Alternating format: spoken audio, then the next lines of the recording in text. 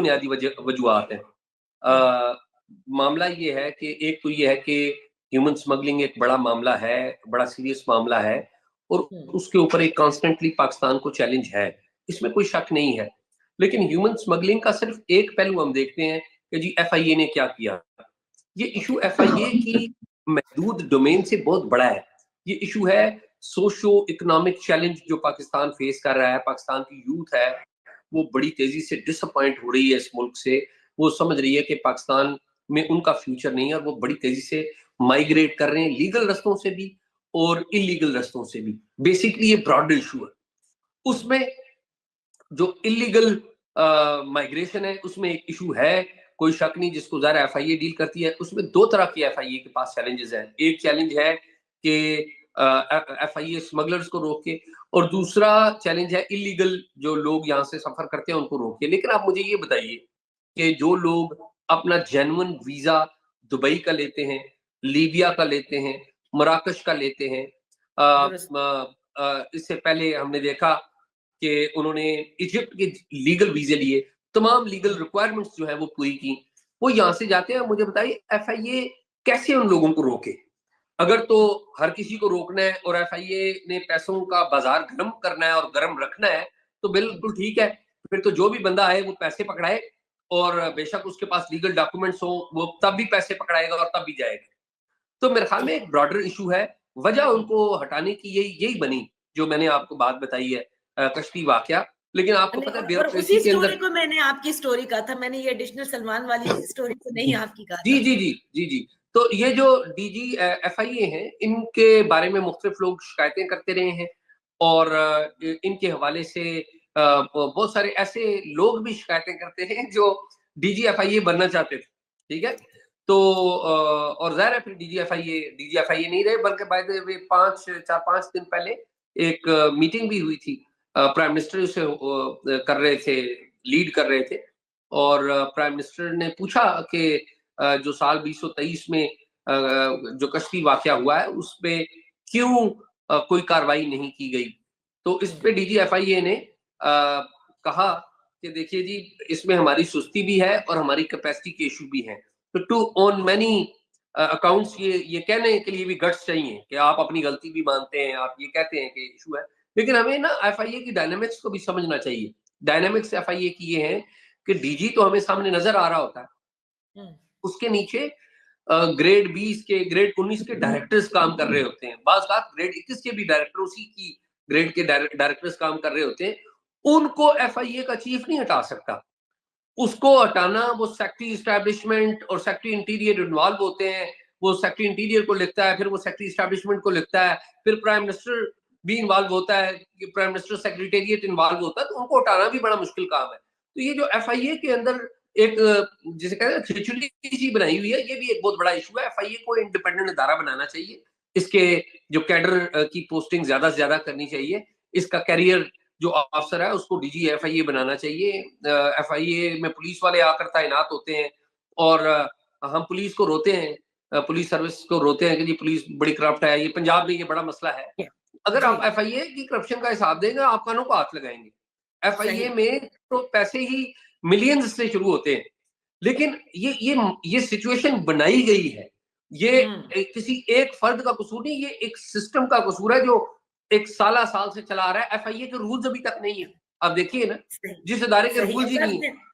हाँ, मैं आपकी तरफ वापस आती हूँ। देखिए एजाज ने जो बात की रजा और इनकी जो स्टोरी थी कि कश्ती वाकया बुनियादी वजह जो बनी एफआईए के अंदर, और जैसे एजाज कह रहे हैं ना कि इसको ब्रॉडर स्कोप में आप देखिए, इसको सिर्फ एफआईए की नजर से नहीं देखिए। एक रिपोर्ट भी थी और इसके ऊपर बहुत से लोग काम करते हैं, उसमें था कि इसमें ना पीयर सिर्फ सोशो इकोनॉमिक कंडीशंस ऐसी नहीं कि मतलब आप गरीब हैं तो जा रहे हैं, लेकिन एक ये था कि पीयर प्रेशर भी होता है और अच्छे लोग भी जा रहे होते हैं। Like they have the money but there is a lot of pressure of friends and your colleagues कि लेट्स गो, जरा फास्ट पैसा कमाने को मिलता है, ग्रीनर पास्चर्स दिखाए जाते हैं, ये सब भी है।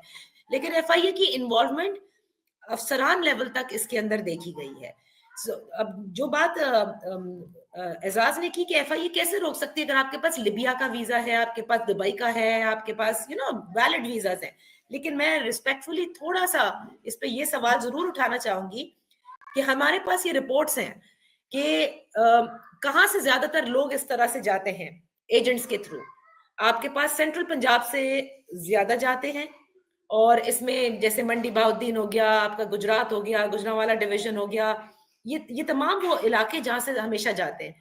अगर किसी का ट्रैवल डॉक्यूमेंट है रजा, और फर्स्ट वीजा ही उसका लीबिया का हो, मोरक्को का हो, पहले तुर्की का भी होता था, तो फिर क्या एफआईए के कान नहीं खड़े होने चाहिए कि भाई क्या करने जा रहे हैं?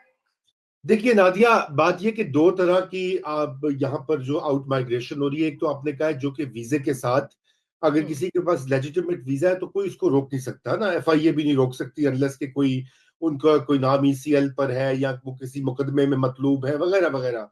लेकिन यहाँ पर जो जहाँ पे एफआईए का रोल डायरेक्टली आता है वो ये जो पूरा इस मुल्क में एक माफिया ने हर जगह जगह अपना जाल फैलाया हुआ है, लोगों को झांसा देकर उनकी जमीनें जायदादें बिकवा के बच्चों को बाहर भेजने का जो बंदोबस्त डंकी जिसे के थ्रू या और गैर कानूनी जो है तरीकों के थ्रू जो भेजते हैं, वो नेटवर्क यकीनन एफआईए के इल्म में है। और मैं ये मानने को तैयार नहीं कि एफआईए और पुलिस की मावनत के बगैर वो ऑपरेट भी कर पाते हैं।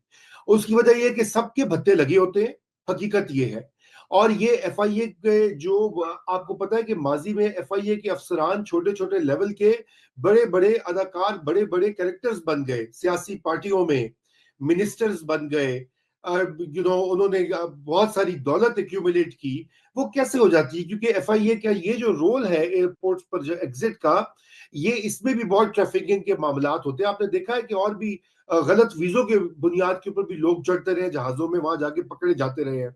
तो ये यकीनन वो है। लेकिन एजाज की बात से मैं बिल्कुल मुत्तफिक हूं कि ये मसला बहुत गंभीर है। ये मसला सिर्फ law and order, law enforcement का नहीं है, ये माशी नाहमवारी का मसला है, पाकिस्तान की मईशत का मसला है। और नौजवान जिनको रोजगार नहीं दिखाई दे रहा, वो यूनिवर्सिटियों से तालीम भी हासिल कर लें और उनको नौकरी नहीं मिलती, या जो तालीम हासिल करते हैं वो नौकरी पाने के लायक नहीं होती, वो उन मसलों के ऊपर भी तवज्जो इक्वली देनी होगी। लेकिन ये जो ट्रैफिकिंग का नेटवर्क है, यकीनन इसके ऊपर क्रैकडाउन करना पड़ेगा। पहले भी आपको पता है चाइनीज, वो जो चाइना में हमारी यहाँ से बच्चियां जाती रहीं, एक वो भी स्कैंडल आया था सामने, कोई उसके बाद कार्रवाई नहीं हुई। अब ये लोग जो है गलत या स्पूरियस वीजास की बुनियाद पे जाते हैं, डंकी वाले जगह जगह। मुझे खुद इसका जो है एक्सपीरियंस है, क्योंकि मैं एक जमाने में, मैं जब गवर्नमेंट में था तो मैं सेंट्रल पंजाब में मेरी पोस्टिंग थी, और वहां पर ये गुजरात और वजीराबाद और गुजरांवाला डिवीजन के बहुत सारे खानदान आते थे जो एप्लीकेशन लेकर आते थे कि हमने 30 लाख दे दिया, 15 लाख दे दिया, 20 लाख दे दिया है, और हमारा बच्चा लापता है, उसका कुछ पता नहीं है। इसमें आपको याद होगा फिल्म भी बनी थी जिंदा भाग के नाम से, इसी पूरे मामले के ऊपर बहुत मशहूर फिल्म है और आलमी शोहरत उसको मिली। वो भी इसी डंकी के पूरे प्रोसेस को बताती है। तो मैं ये समझता हूँ कि ये ऐसे मामला है, इसके ऊपर तवज्जो बिल्कुल नहीं देते, क्योंकि एफआईए के खुद इसमें हाथ रंगे हुए हैं, सच्ची सी बात है। अच्छा, तो एजाज से मैं ये पूछूं ना, एजाज आप मुझे बताएं ना, ये 40-40 लाख जो अभी हालिया वाकया हुआ मराकश कश्ती हादसे का, 80 लाख, 40 लाख, 45 लाख, मैं ये मानने से इनकारी हूं कि सिर्फ एफआईए की हद तक पैसे जो हैं वो डिस्ट्रीब्यूट होते होंगे। जाहिर इंटरनेशनली भी होते हैं, उस वहां पे भी एजेंट्स बैठे होते हैं, लेकिन क्या इसमें और भी बहुत से लोग मुलव्वस हैं यहीं पर? जी बिल्कुल, आप बिल्कुल ठीक कह रही हैं। इसमें कोई शक ही नहीं है कि वो लोग मुलव्वस नहीं है, खाली ये एफआईए का मामला नहीं है। लेकिन हम इस इशू को एक लॉ एंड ऑर्डर का मसला या एफआईए की मैनेजमेंट का मसला समझ रहे हैं। ये बेसिकली एक ब्रॉडर इशू है, ये सोशो इकोनॉमिक मसला है। ये रजा भाई ने जो आपको रेफरेंस दिया, आप देखें ना कि एक मतमवल खानदान है इन मैनी वेज, कि जिसके पास 40 लाख रुपया है और वो अपने बच्चे को बाहर भेजने के लिए तैयार है। अब इसमें प्रॉब्लम एक और भी आ रही है जो आमतौर पे हम डिस्कस नहीं करते, कि एफआईए ने जब 2023 का कश्ती हादसा हुआ तो कमोबेश 77 ह्यूमन स्मगलर्स गिरफ्तार कर लिए। कुछ लोगों को उन्होंने कंप्लेनेंट बनाकर मुकदमा दर्ज किए। अब उनमें से जो अक्सर जो लोग हैं, उन्होंने एजेंट ने उनको पैसे उनके वापस किए, उन्होंने अपनी दरखास्त वापस ले ली। अब एफआईए इसमें क्या करे? मैं टू बी डेविल्स एडवोकेट मैं एक बात बता रहा हूँ, इसमें कोई शक नहीं है कि एफआईए के लोग मुलव्वस नहीं है, लेकिन मैं आपको बता रहा हूँ कि चैलेंज कितना मुश्किल है एफआईए के लिए भी। आप देखें 38 एफआईए ऑफिशियल्स पहले आपने बरतरफ कर दिए, कल आपने 13 बरतरफ कर दिए, आज आपने DGFIA निकाल दिया, क्या आज भी मसला आप हल कर सकेंगे? Answer is no. आप मसला आज भी हल नहीं कर सकेंगे जब तक आप रूट काज की तरफ नहीं जाते। और रूट काज ये है कि गुजर खान से लेकर गुजरांवाला तक ये 3 डिवीजन बीच में शामिल हो जाती हैं। रावलपिंडी डिवीजन है, इसमें गुजरांवाला डिवीजन है, और टू समवट शेखुपुरा डिवीजन भी है। 3 डिवीजन बीच में शामिल हो जाती हैं। ठीक है, इन अजला में यानी कि गुजर खान, जहलम, गुजरांवाला, इसके साथ गुजरात हो गया, मंडी बाउदीन हो गया, सियालकोट हो गया, शेखुपुरा हो गया, ये 5-7 डिवीजन है। आप 5-7 डिस्ट्रिक्ट हैं। इन सबसे ज्यादा लोग जो ह्यूमन ट्रैफिकिंग का निशाना बन रहे हैं वो इन इलाकों से है। आप उठा के रिकॉर्ड देख लें, 95% जो विक्टिम्स हैं जो यहाँ से इलीगली गए हैं वो सारे इन इलाकों से। आपने इन इलाकों में लोगों को सेटिस्फाई करने के लिए क्या किया, या अगर लोग लीगली भी बाहर जाने चाहते हैं तो उनकी स्किल डेवलपमेंट के लिए क्या इकदाम किए? कोई इकदाम नहीं किए। तो ये इश्यूज हैं। अच्छा।